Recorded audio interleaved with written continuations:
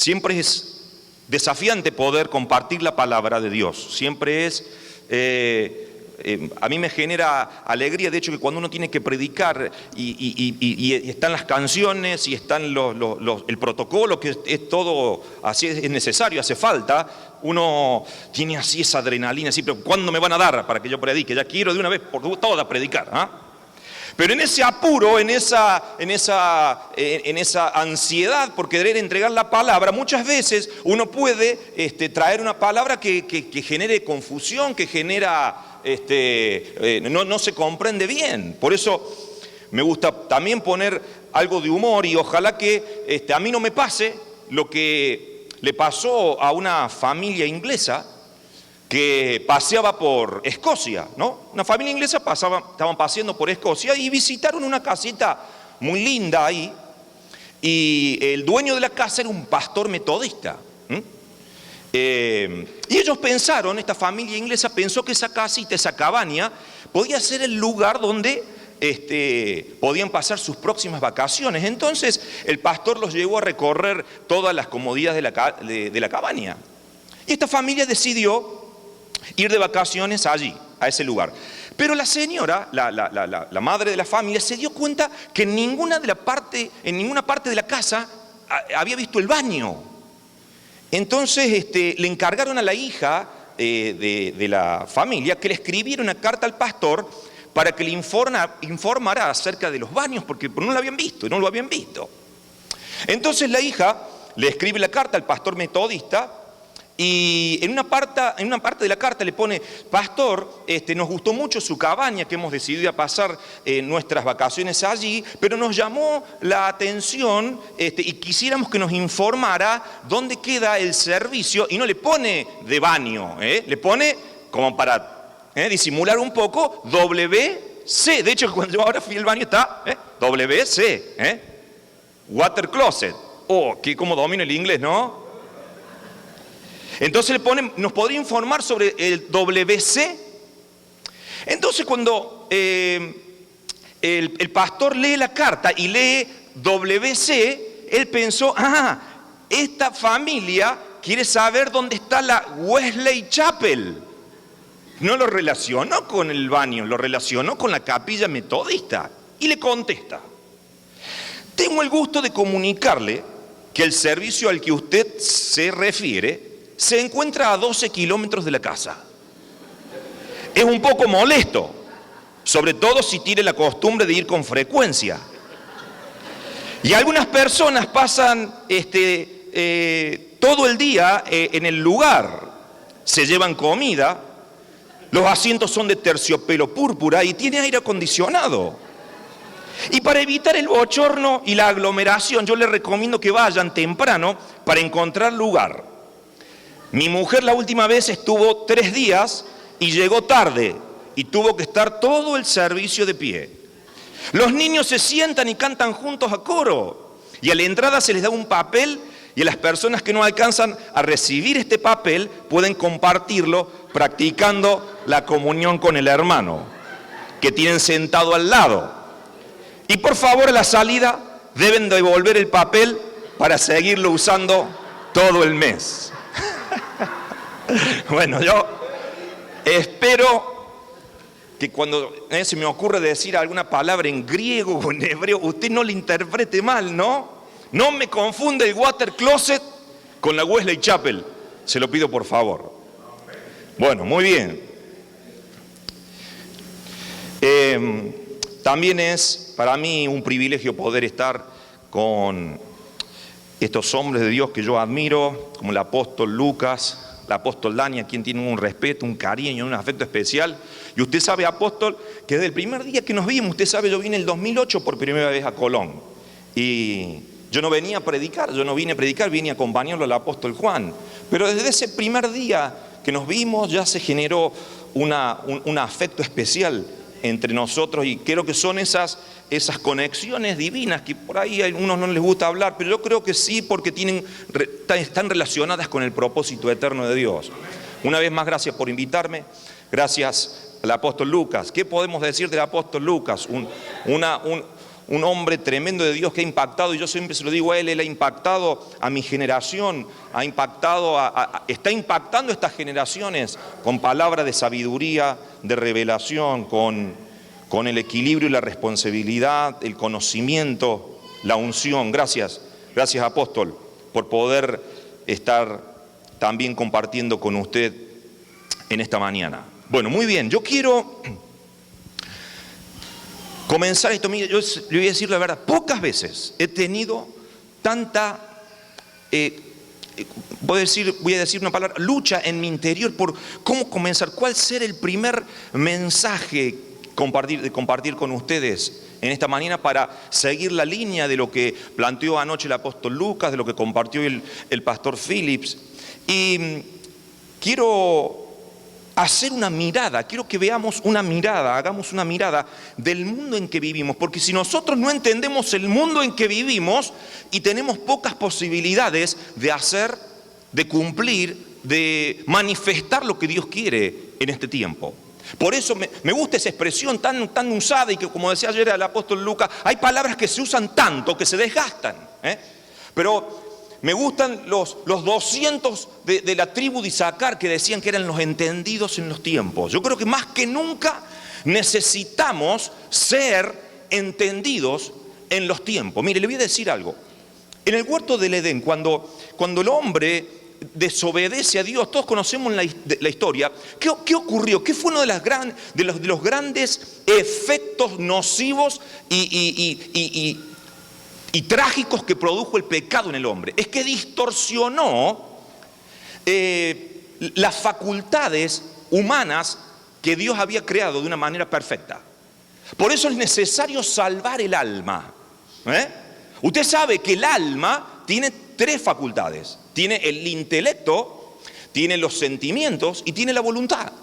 Y nosotros salvamos el alma. No voy a hacer hincapié en eso porque no es mi tema, simplemente a modo de introducción, y quiero que entienda el punto. Nosotros salvamos el alma por la regeneración del espíritu, lo que describimos como el nuevo nacimiento. Ahora, fíjese, lo que Dios había creado en el alma, el intelecto para conocerlo a Él, Dios creó el alma y puso sentimientos puso voluntad para amarlo a Él, puso sentimientos para amarlo a Él, puso una voluntad para obedecerlo a Él. Eso quedó distorsionado por el efecto del pecado. Entonces, cuando yo soy nacido de nuevo, mi alma recupera esas facultades para que a través de mi intelecto yo pueda conocer a Dios y entender sus caminos. Por eso dice la palabra: te haré entender y te enseñaré el camino en que debes andar. Eso viene por el intelecto.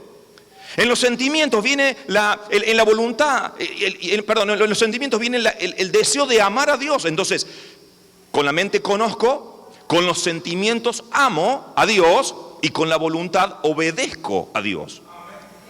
Porque lo que conozco puedo obedecerlo, y lo que obedezco, eso voy a amar. Entonces, esa es la estructura ese fue el proceso por el cual, es el proceso por el cual nosotros hoy necesitamos conocer los tiempos, entender los tiempos que estamos viviendo para poder conocer más a Dios y más de su propósito eterno en nuestra vida, poderlo amar cada día más y obedecerlo sin cuestionamiento, y como decía el pastor, sin volver atrás. Creo que muchas veces ocurre que nos quedamos más deprimidos por la situación que hoy vive el mundo y no verla, de tratar de comprender los tiempos que estamos viviendo para ver qué es lo que el Señor quiere hacer a través de nuestras vidas. Fíjese que este mismo análisis lo hizo ya el profeta Isaías en el capítulo 5. Yo voy a pedirle que usted me acompañe en el libro de Isaías, capítulo 5. Y yo con este pasaje voy a explicarle lo que creo está ocurriendo también en nuestra sociedad actual, para que podamos comprender los tiempos que vivimos y tratar de ver qué podemos hacer ante esta situación que hoy tenemos que enfrentar. Lo que voy a compartirle fue escrito en el siglo 8, es decir, estamos hablando de la sociedad del siglo 8 antes de Cristo. Ahora, cuando yo termine de desarrollar estos puntos, usted tiene que poner la mano en su corazón y decirme con certeza, si no ve un paralelismo entre lo que vamos a compartir y el diario de mañana. Isaías capítulo 5, versículo 8. El profeta, usted sabe que cuando un profeta comenzaba un juicio, usaba una palabra, el ay, ¿sí? Siempre que un profeta habla de ay, es porque hay un juicio, viene un juicio de parte de Dios. Nosotros hemos castellanizado esa palabra, y hemos usado no sé si acá se usa, pero por lo menos en Córdoba, en Argentina, usamos el guay. A los niños, por ejemplo, los niños pequeños, cuando ellos quieren, por ejemplo, meter los dedos en el enchufe, ¿no? Es tan común que los niños quieren meter los dedos en el enchufe. Entonces, uno le dice, guay con que vayas a meter los dedos en el enchufe. ¿Se usa la palabra guay acá para advertir o no? Ok. Siempre, o sea, cuando uno le dice al niño es como un reto. No vayas a hacer tal cosa porque si no viene el castigo. Bueno, cada vez que un profeta usaba un ay es porque venía un castigo de parte de Dios. Venía un juicio de parte de Dios. Ahora, vamos a contar acá 6 ayes que hay en el capítulo 5. Fíjese, el primer ay está en el versículo 8. Dice, ay de los que juntan casa a casa y añaden heredad a heredad hasta ocuparlo todo. ¿Habitaréis vosotros solos en medio de la tierra? El primer ay del profeta Isaías, fíjese, lo relaciona estrictamente, este primer ay está relacionado con el materialismo. Ay de los que juntan casa a casa, añaden heredad a heredad. ¿Qué creen que van a ocupar el mundo ellos? Es un materialismo. Es un consumismo, una sociedad consumista, ya de una manera enfermiza, ya de una manera patológica. Hoy vivimos una sociedad en donde prácticamente ha hecho el materialismo como objetivo de vida. Hay un consumismo desenfrenado. Hoy queremos cambiar el celular cada un mes. Queremos tener el mejor LCD cada 6 meses. Si compramos uno de 32, pero sale el de 39, quiero el de 39. Si salió el de 43, cambiemos el 43. Y salió el de 43,5, vamos al de 43. Consumismo desenfrenado. Hay otros que también están en el consumismo, pero porque bueno, no les queda otra. Están consumismo auto, consumismo ropa, consumismo... Bueno, no pueden hacer nada tal cosa.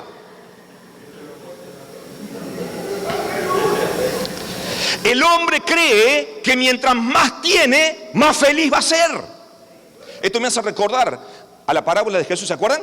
Del rico insensato, que tenía tanto y yo tengo que romper mis graneros y hacerlos más grandes porque ya la fortuna que tengo es increíble. Y sin embargo, dice, vino una noche la voz del cielo y dijo, necio, esta noche vienen a pedir tu alma. Y lo que has juntado, ¿de quién será? Un materialismo desenfrenado, un consumismo irracional, ilógico.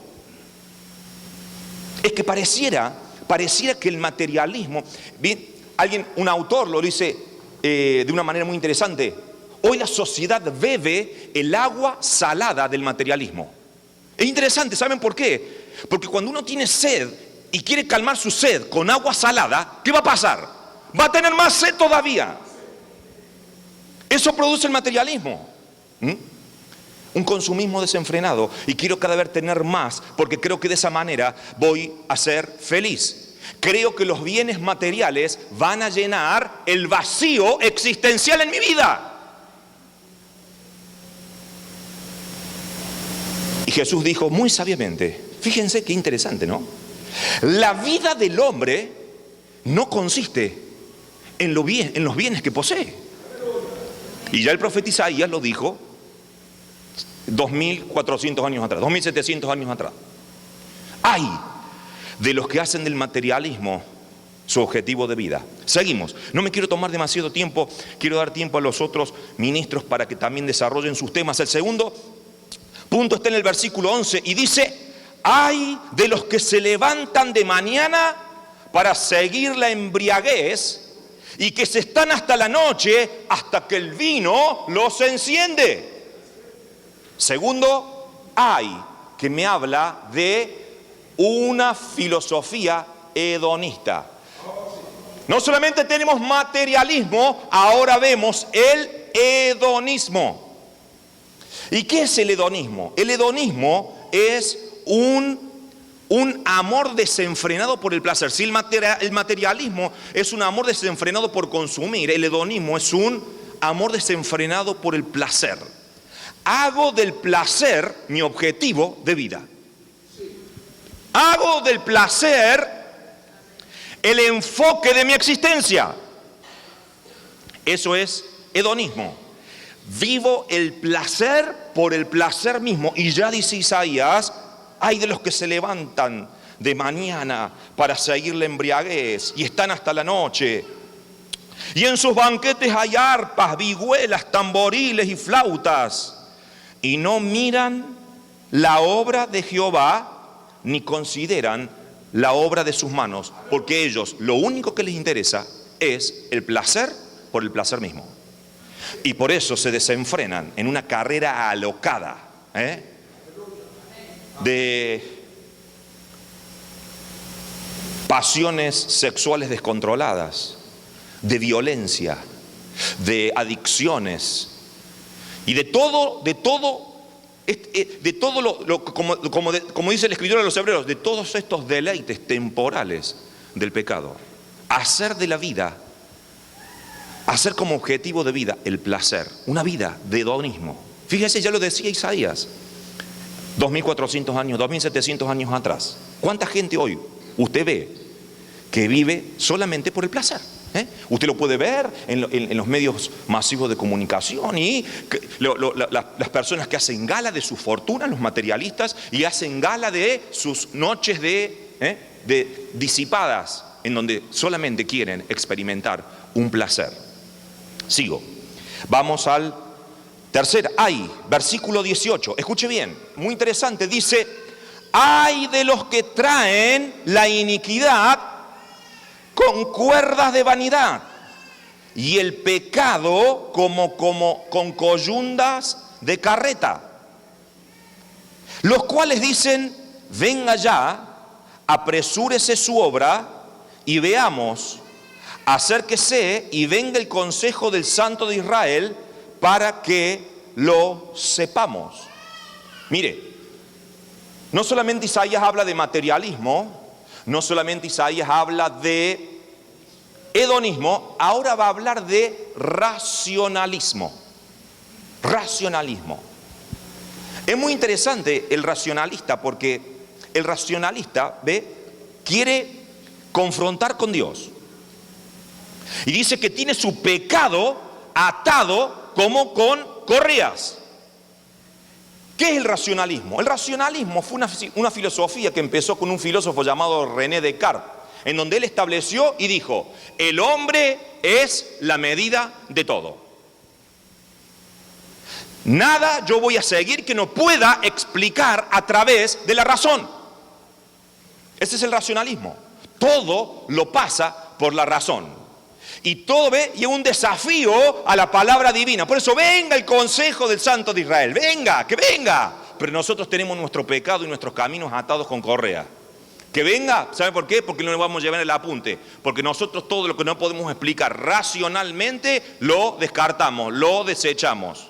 Lo dejamos fuera de lado. Y dígame si eso no pasa hoy. ¿Cuántos hay? No, pues eso yo no lo entiendo. Y justamente, si no es para que lo entiendas, es para que lo creas. Es una vida de fe. Por fe andamos, dice la palabra. Por fe andamos, no por vista. El racionalista quiere andar por vista. Solamente capto, vivo, creo lo que puedo explicar. Lo que no puedo explicar, no lo vivo. Racionalismo. Hay un autor interesante, muy interesante, no es cristiano. Él escribió un libro sumamente interesante que habla, dice, el título, Las tres muertes de Dios. Las tres muertes de Dios. Mire, este autor plantea lo siguiente. La primera vez que se mató a Dios fue en la cruz, clavándolo con clavos sobre una cruz.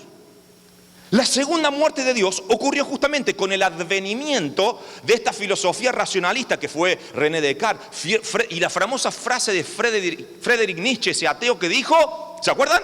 Dios ha muerto. ¿Se acuerdan de eso? Fíjense qué interesante, él no dijo Dios no existe. Él dijo Dios ha muerto. ¿Por qué? Porque él dijo eso, expresó eso cuando el hombre ya pudo explicar las cosas que antes no podía explicar. Porque cuando el hombre no podía explicar algunas cosas, como por ejemplo la creación del mundo, usaba a Dios como comodín. Eso es lo que era el deísmo, una filosofía que decía, bueno, a esto no lo podemos explicar. Bueno, entonces para eso está Dios. Es un comodín. A Dios lo meto donde no puedo explicar, donde no me cierran las fichas, donde me cierran los caminos. Ahí lo pongo a Dios.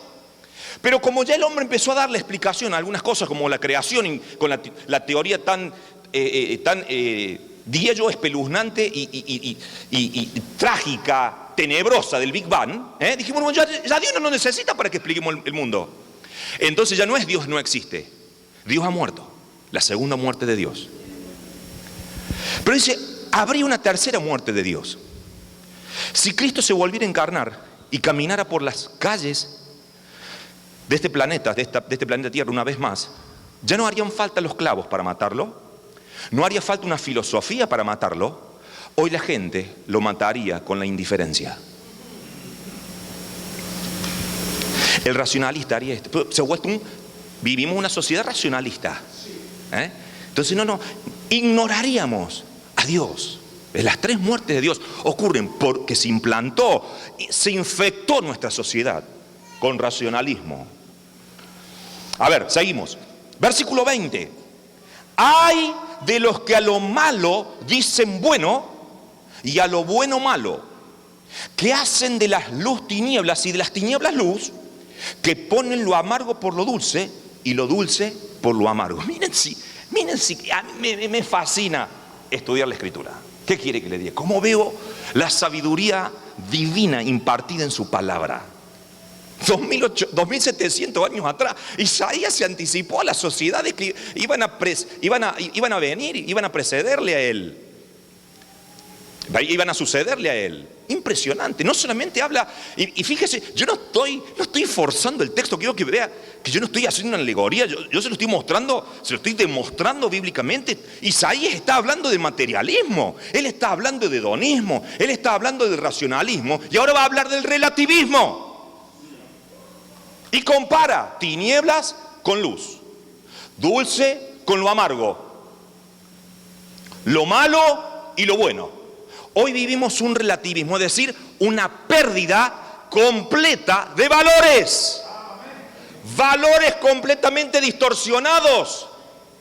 Porque nuestro intelecto con el cual teníamos que conocer a Dios, nuestros sentimientos con los cuales teníamos que amar a Dios, nuestra voluntad con la cual teníamos que obedecer a Dios, quedaron truncadas por una filosofía completamente relativa. A lo dulce, amargo.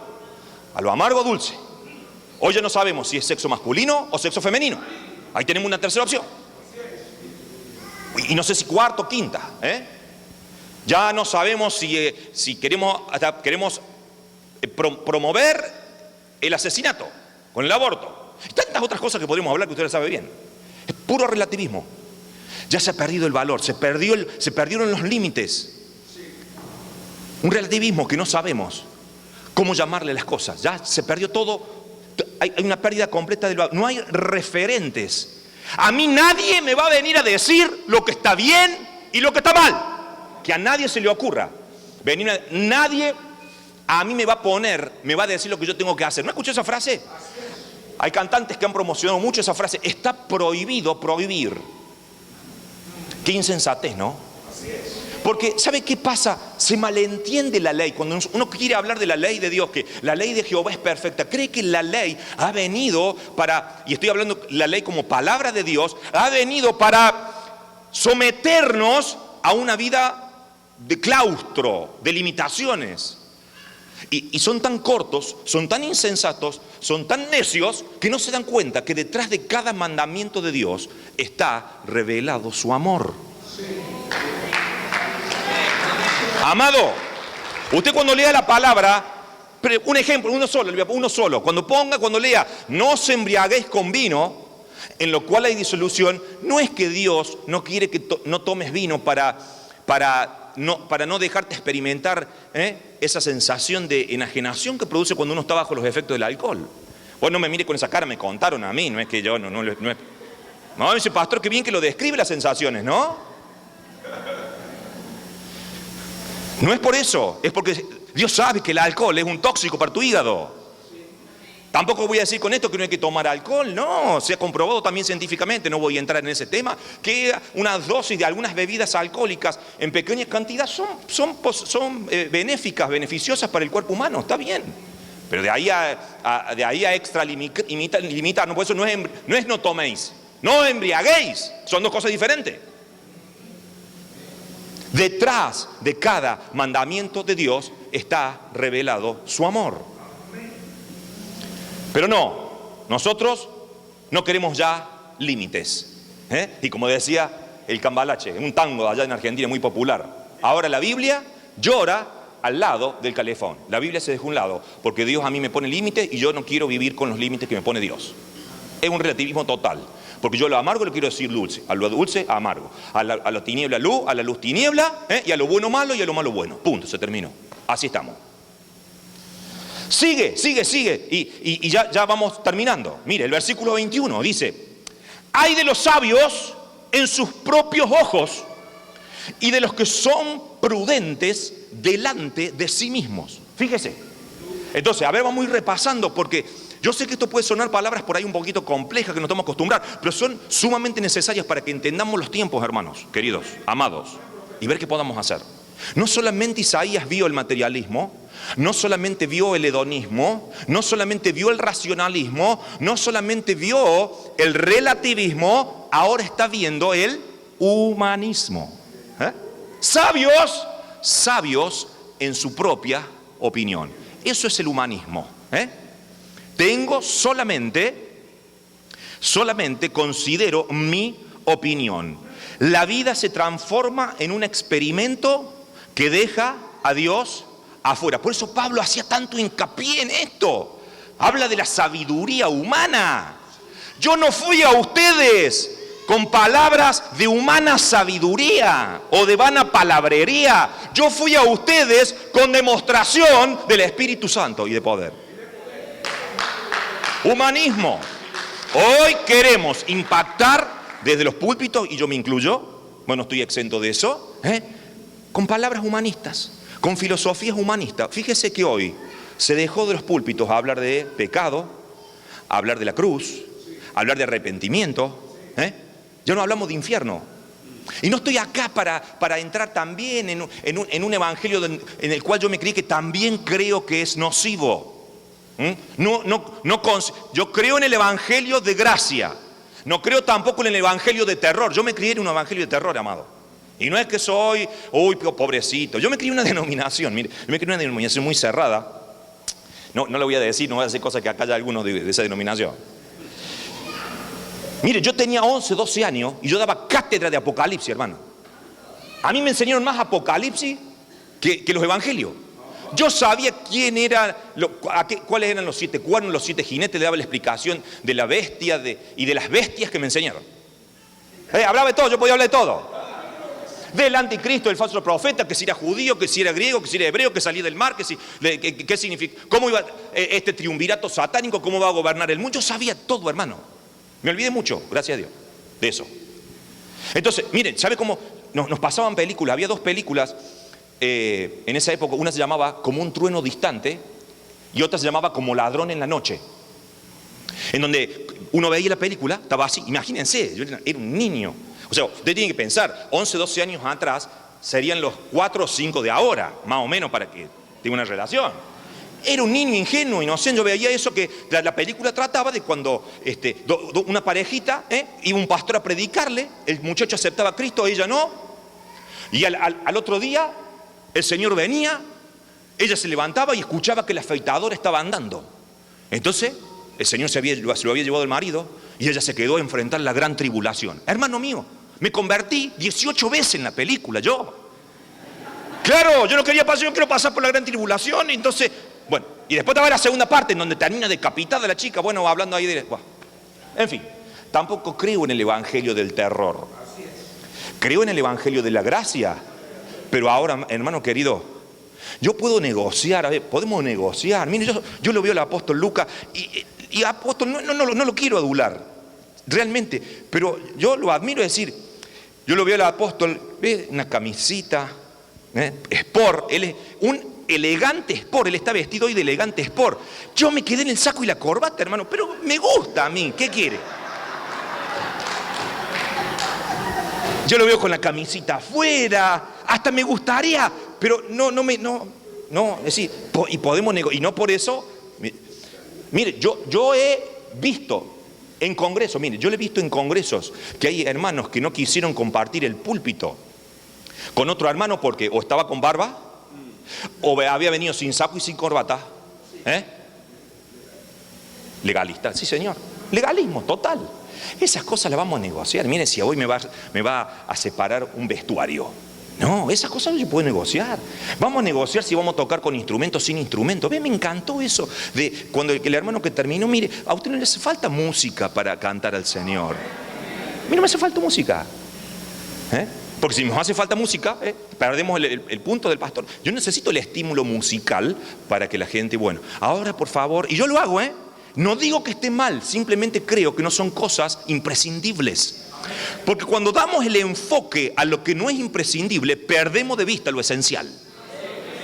Entonces le doy predilección, le doy énfasis a la atmósfera. Si no tengo un teclado, no puedo profetizar.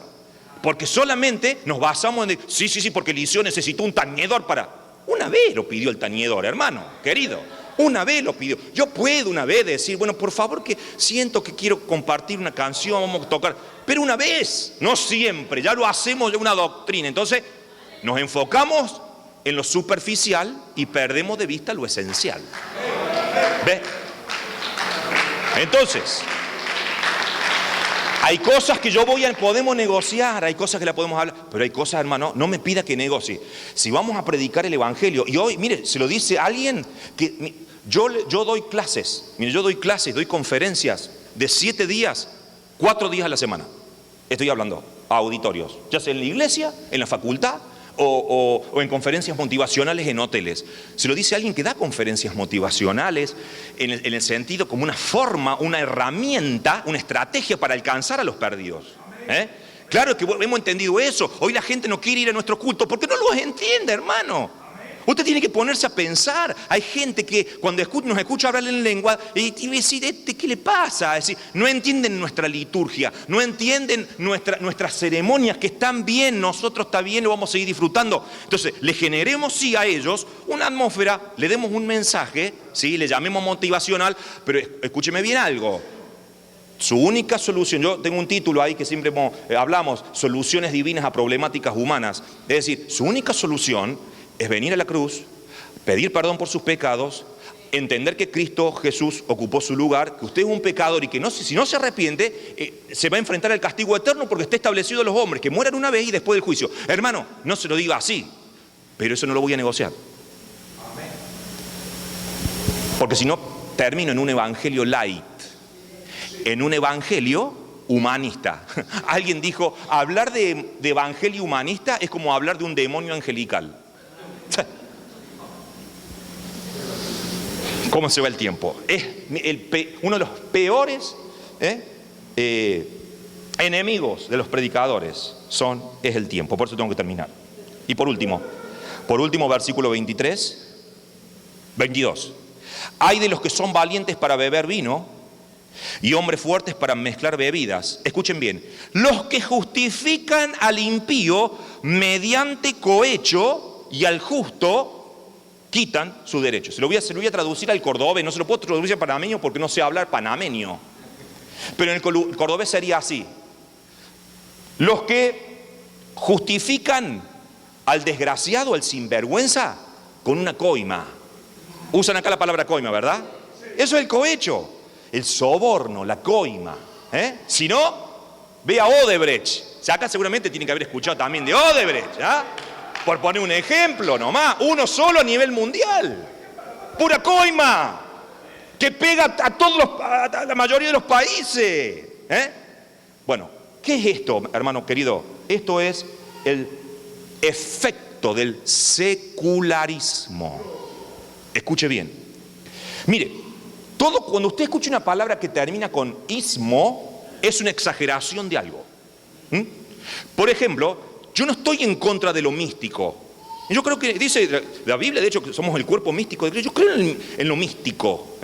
Cuando hablaba el pastor del éxtasis, de la visión, nosotros nos movemos en un ambiente espiritual y que dentro de todo eso es místico. Ahora, no creo en el misticismo. Ese es el problema. Nosotros de lo místico entramos en el misticismo. Le voy a decir más, aunque le parezca una herejía. Nosotros hemos criticado la tradición, le hemos dado la tradición a la tradición. Mire, yo le voy a decir algo, no están mal las tradiciones en algún aspecto. El problema es el tradicionalismo. Hay tradiciones que ¿por qué no vamos a hacer? Y si la tradición tiene un efecto benéfico, hay algo positivo en la tradición. ¿Puedo seguir una tradición? Y también aplicándolo en la vida. El problema es cuando caemos en el tradicionalismo. ¿Cuál es la diferencia? Mire, se lo voy a explicar como lo dijo un autor que me encantó. El tradicionalismo, escuche bien, el tradicionalismo es voy a empezar con la tradición. La tradición es la fe viva de los que ya murieron. Escuche bien, esa tradición, la fe viva de los que ya murieron. Pero el tradicionalismo es la fe muerta de los que todavía viven. Ese es el problema. Por eso usted no se confunda así. Yo creo, por eso no está mal el consumo. Claro que tengo que necesito consumir, pero no tengo que entrar en el consumismo. Cuando hablamos de lo secular, y sí, lo secular es parte de la vida, pero no entrar en el secularismo. Que fíjense lo que es la definición. Miren qué interesante la definición de secularismo. Es una ideología que apunta a separar a Dios de la vida y pretende la sistemática eliminación de todo lo que es divino. Es un deseo de sofocar la voz de Dios en un intento muy bien programado para escuchar solamente voces humanas que no tienen nada que ofrecer que no sea terrenal. Y descuidamos o ignoramos lo esencial, que es lo eterno. Entonces nos centramos mucho en lo terrenal y en pos de lograr objetivos, coima, cohecho, quitamos los derechos del justo, secularismo, una vida de secularismo, impregnada de todo lo que vivimos, una vida enfocada en todo lo que va de lo que Dios estableció en su palabra. Bueno, es decir, pastor, qué deprimente el mensaje que trae, la verdad. Y sí, en alguna medida es deprimente, pero déjeme terminar. Me quedan 2 minutos para hacer una reflexión final. Trajo un mensaje de juicio. Bueno, es que eso vivimos hoy en nuestra sociedad. Dígame si no es nuestra sociedad actual, llena de materialismo, de hedonismo, de consumismo, de relativismo, de racionalismo, de humanismo, de secularismo. Dígame si no es esa sociedad. Yo le pido por favor, cuando termine, no le pido ahora porque no voy a hacer un debate ahora, cuando termine, si usted cree que yo estoy delirando, me lo muestra. Ahora, si mi mensaje terminara acá y más de uno no quise ya, no, ¿para qué? Entonces, ¿para qué, pastor? ¿Para qué hacemos otro congreso más? ¿Para qué nos juntamos? Si está todo tan podrido, ya no tiene remedio. Bueno, pero para eso estamos acá. Para ser entendido en los tiempos y que tengamos herramientas para contrarrestar esta sociedad tan carente de valores, sumergida en la corrupción, de injusticia, en el desorden, en el caos.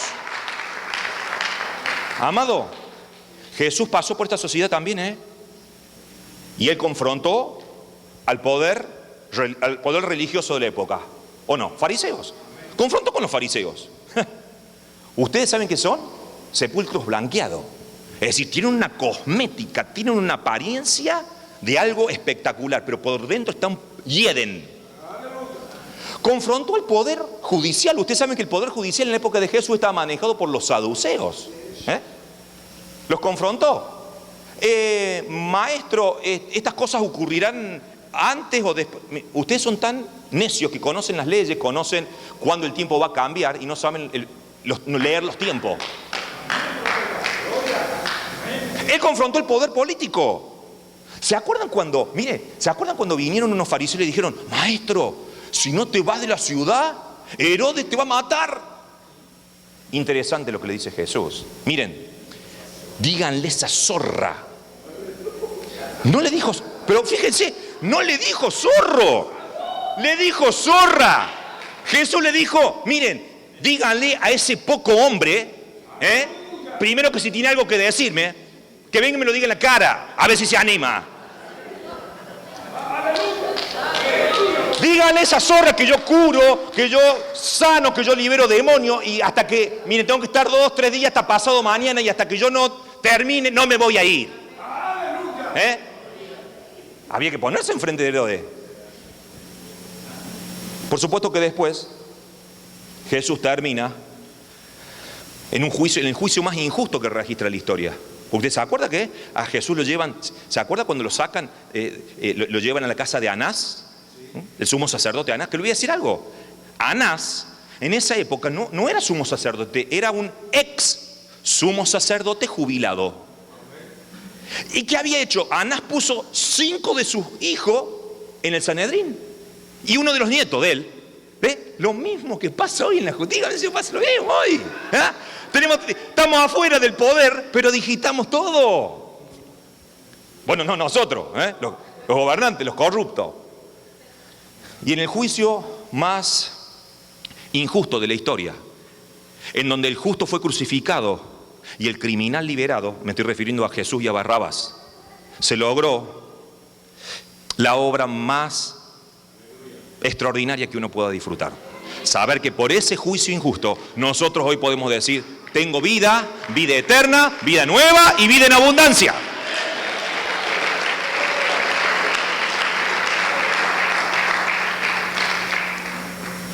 Amado, mire, a mí no me preocupa, le voy a decir algo, no me preocupa la sociedad en que vivo, No me preocupa en alguna medida en el sentido no me preocupa el materialismo, no me preocupa el relativismo, no me preocupa el humanismo, ni nada de las cosas que hemos hablado.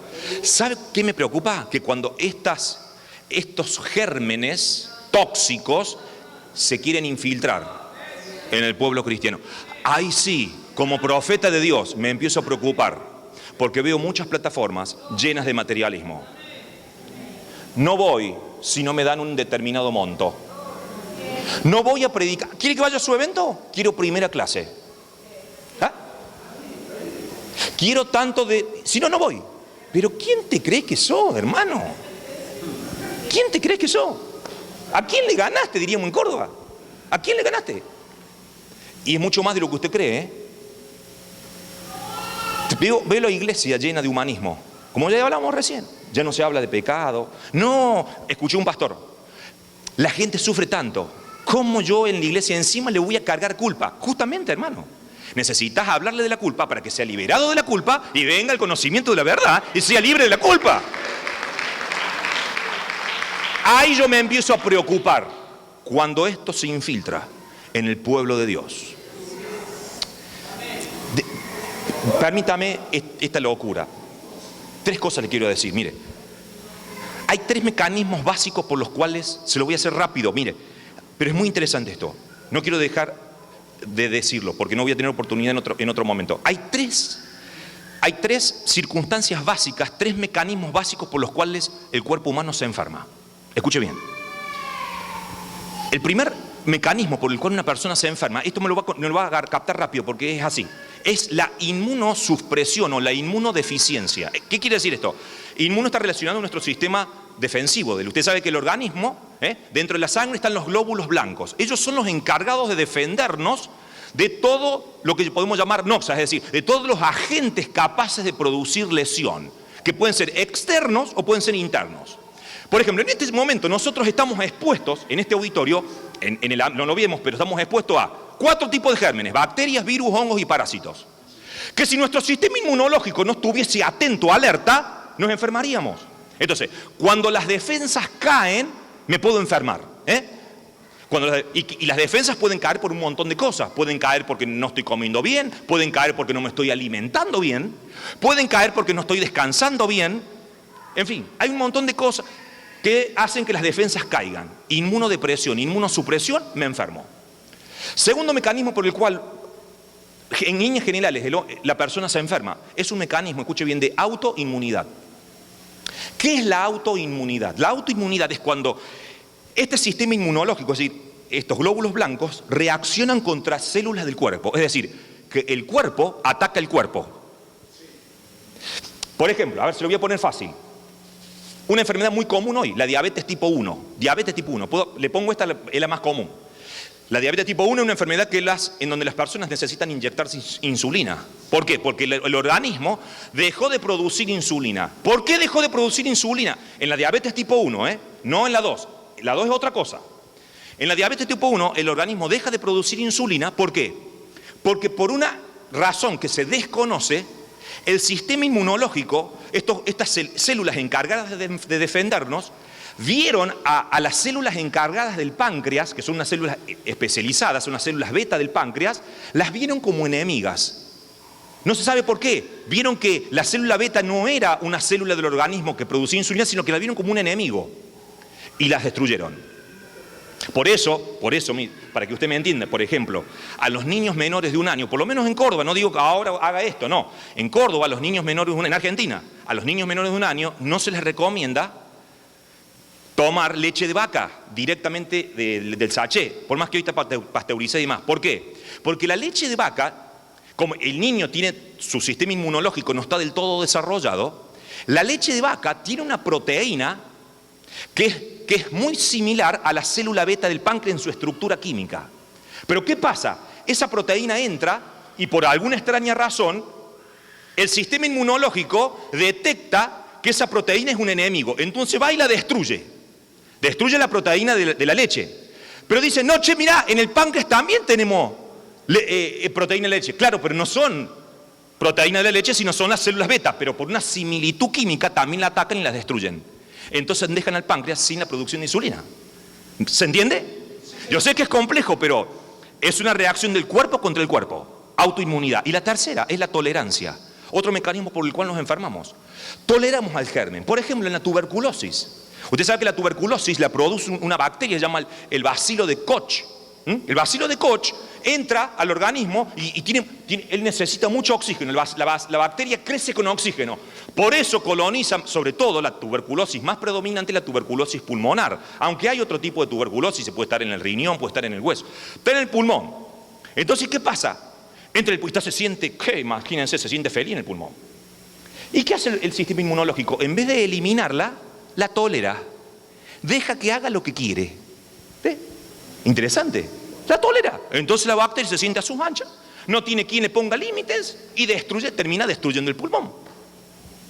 Ahora fíjese, cuando estos gérmenes del relativismo, el humanismo, todo lo que hemos hablado, entran a la iglesia, ¿qué pasa? Bajan las defensas. Y ya no tenemos el yelmo de la salvación. No tenemos la armadura, no tenemos la espada de la palabra, no podemos confrontar porque desconocemos la escritura, no tenemos el escudo de la fe, no tenemos la coraza de justicia y se bajaron las defensas y nos atacan. Nos atacan los enemigos y así quedan las iglesias. Dígame si la autoinmunidad, en los efectos de la autoinmunidad, dice Pablo, Gálatas, después lo busca, Gálatas 5:5, yo lo voy a decir en memoria para después lo busca para que vea que no estoy inventando.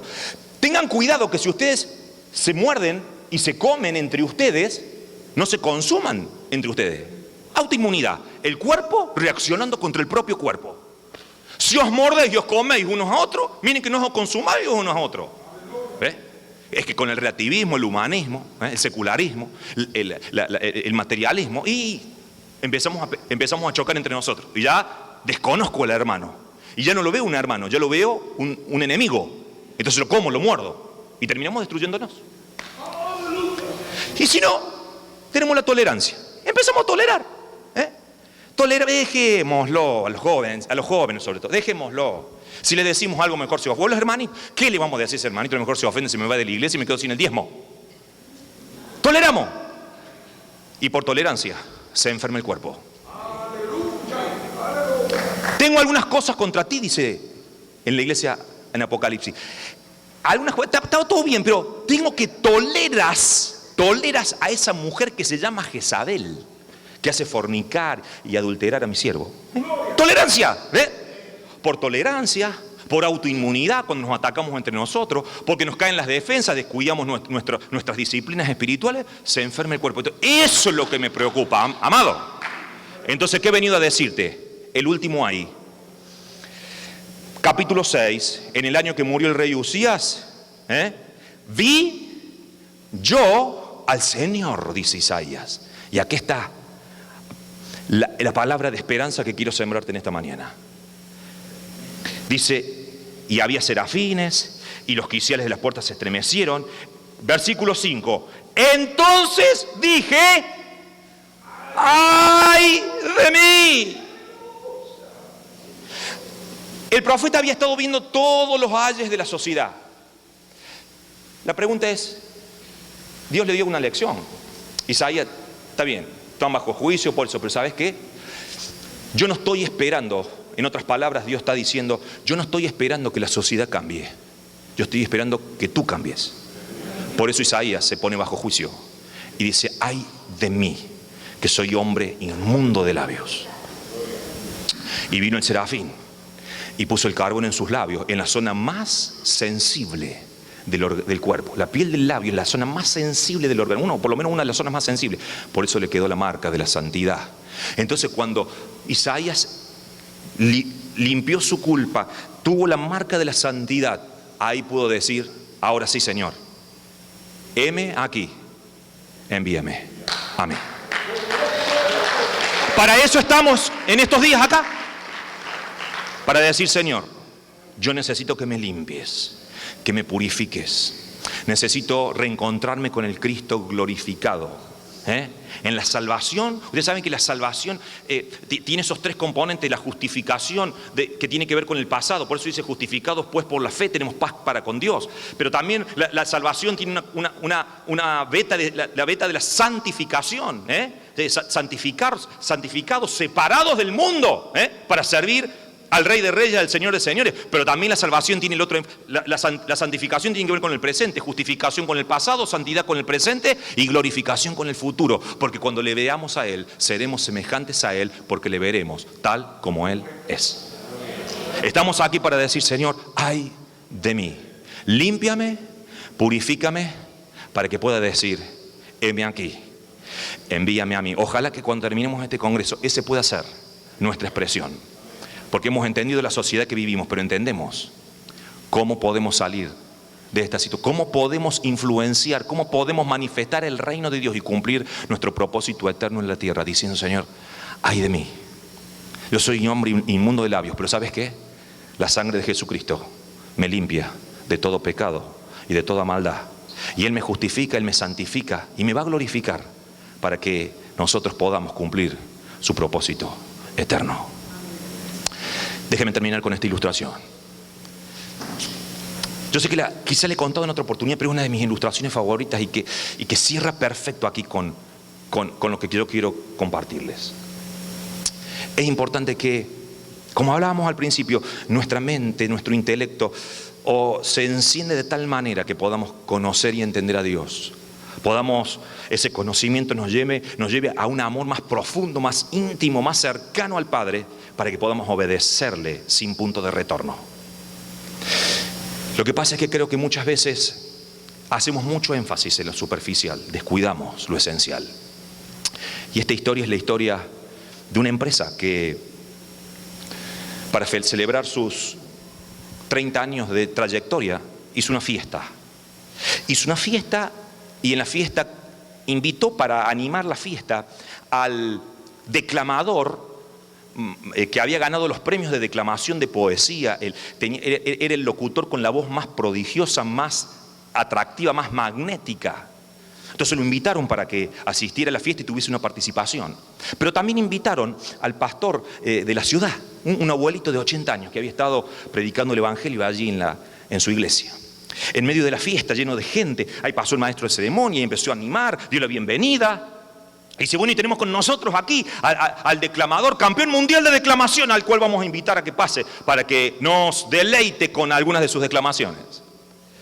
Y cuando pasó el locutor en medio de un estruendoso aplauso, el maestro de ceremonia dice, y bueno, ¿qué nos va a declamar? Y les voy a declamar el Salmo 23. El Salmo 23, bueno, cómo no, y empezó este locutor con una voz privilegiada, haciendo las pausas correctas. Jehová es mi pastor, nada me faltará, en lugares de delicados pastos me hará descanso. Y así sucesivamente terminó el Salmo. Y en la casa de Jehová moraré por largos días. Y un estruendoso aplauso, la gente de pie, ovacionándolo. Y el hombre va y se sienta todo orgulloso. Y bueno, lógico, el hombre había hecho su trabajo. El maestro de ceremonia, para ponerlo a una medida en ridículo, el pastor le dice, bueno, pero también nosotros tenemos al pastor de la iglesia. Pastor, ¿no se animaría también usted? ¿Cuántas veces usted habrá recitado el Salmo 23, no? Claro, hijo, le dice el pastor. ¿Y no se animaría a recitarlo? Pero por supuesto que sí.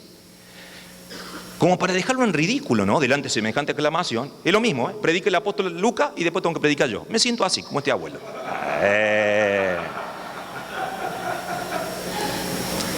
Y pasó el abuelo. Y empezó con su voz quebrada, llorosa, entrecortada. Jehová es mi pastor, nada me faltará. Aunque ande en valles de sombra y de muerte. Hay veces que no podía, tenía que frenarse, porque quizás cada frase del Salmo le recordaba una instancia de su vida. Y terminó el abuelo. Y en la casa de Jehová moraré por largos días. Casi imperceptible la voz del final. La gente no aplaudió. Se había llenado un clima de solemnidad tal. Algunos lloraban, que nadie sabía cómo continuar el momento. Pasó el locutor, el declamador, le quita el micrófono al maestro de ceremonia y dice, me he dado cuenta que cuando yo recité el Salmo, llegué a sus oídos, cautivé sus oídos, deleité sus oídos. Pero cuando el pastor recitó el Salmo, él llegó a sus corazones. ¿Saben cuál es la diferencia? En que yo conozco el Salmo, él conoce al pastor.